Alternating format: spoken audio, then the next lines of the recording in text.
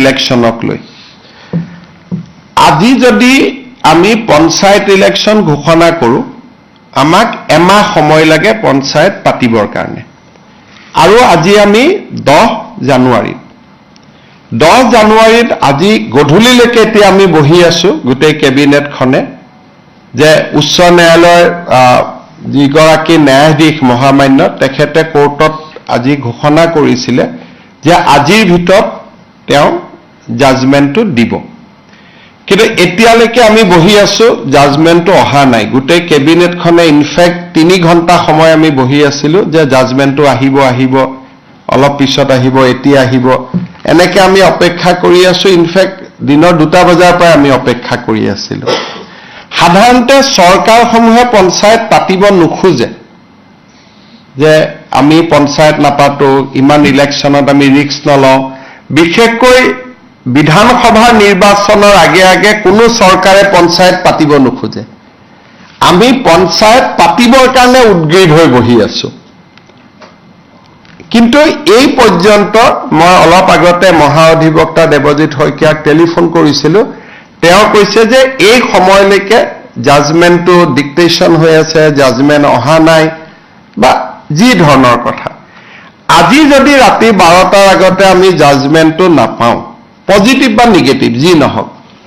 তেতিয়াহলে আমি পঞ্চায়ত ইলেকশনটো একেবাৰে মেট্ৰিক বা হায়াৰ সেকেন্ডাৰী পৰীক্ষাৰ পিছলৈকে লৈ যাব লাগিব কাৰণ 14 ফেব্ৰুৱাৰীৰ পৰা মেট্ৰিক আৰু হায়াৰ সেকেন্ডাৰী আৰম্ভ হ'ব আৰু যদি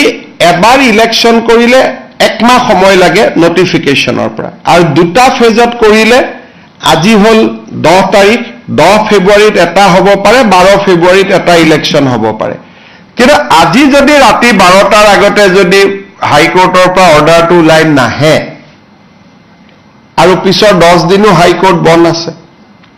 গতিকে তাৰ পৰিপ্ৰেক্ষিতত মই ভাবো যে পঞ্চায়ত ইলেকশন পতাটো অসম্ভৱ হৈ পৰিব কাৰণ মেট্ৰিক আৰু হাই সেকেন্ডাৰী পৰীক্ষাৰ মাজত পঞ্চায়ত ইলেকশন পাতিব পৰা নাযাব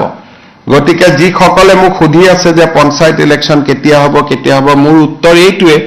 যে চৰকাৰে আজি 3 দিন ধৰি আৰু কেছবিলাক হৈছে অকল এটা কৰিমগঞ্জ জিলাৰ 19খন পঞ্চায়ত লৈ বাকি অসমখন ইয়াৰ লগত জড়িতই নাই কৰিমগঞ্জ জিলাৰ 19খন পঞ্চায়ত লাগিলে কৰিমগঞ্জ জিলাত ইলেকশন নাপাতিলেও হৈ গ'লহেঁতেন বাকি জায়গাখিনিত ইলেকশন পাতিব আমি অনুমতিটো পালে আমি ইলেকশন পাতি দিলোহেঁতেন এই 12টা বজালৈকে আমি অপেক্ষা কৰিম কিন্তু আজি যদি ৰাতি 12টা বজাৰ ভিতৰত যদি নাহেগৈ হাইকোৰ্টৰ পৰা তেতিয়াহলে মই ভাবো যে মেট্ৰিক আৰু হায়াৰ সেকেন্ডাৰী পৰীক্ষাৰ আগত ইলেকশন হোৱাটো অসম্ভৱ হৈ পৰিব আৰু এই ইলেকশনো পিছুৱাবৰ কাৰণে কোনে লাগি আছে কংগ্ৰেছ দলৰ কৰিমগঞ্জ দলৰ প্ৰাৰ্থী হাফিজ ৰফিজ আহমেদ চৌধুৰীয়ে গোটেই কেছটো কৰি আছে আৰু তাৰ পৰা বুজা যায় যে গোটেই পঞ্চায়ত ইলেকশন খেলিবৰ বাবে হাফিজ ৰফিজ চৌধুৰী আৰু তেওঁৰ সংগীসকলে সাহস কৰিব পৰা নাই আৰু সেই কাৰণে কেছটো কৰি পেলাই পঞ্চায়তটো পিছুৱাই আছে নিয়মমতে পঞ্চায়ত পাতিব লাগে যে চৰকাৰক বিপদত পেলাও পঞ্চায়ত পাতি দিও কিন্তু ইয়াত উলুটা হৈছে যে বিৰোধী পক্ষৰ একাংশই কাৰণ হাফিজ ৰফিজ চৌধুৰী কংগ্ৰেছ দলৰ অফিচিয়েল কেণ্ডিডেট হয় আৰু আন যিগৰাকী অধিবক্তা তেওঁ কংগ্ৰেছ দলৰ দিনতে সলিচিটৰ জেনেৰেল হৈছিল দিল্লীত গতিকে দুইজন অধিবক্তাই আজিও তেওঁলোকে আৰ্গুমেন্ট 3 দিন আগত শেষ হল আজিও 2 ঘণ্টা আৰ্গুমেন্ট কৰিছে গতিকে কিহৰ কাৰণে তেওঁলোক পঞ্চায়তৰ কাৰণে সাজু হ'ব পৰা নাই মই নাজানো কিন্তু তৃণমূলত গণতন্ত্ৰ বচাবৰ বাবে এবাৰ আমি বহুত কৰিছিলো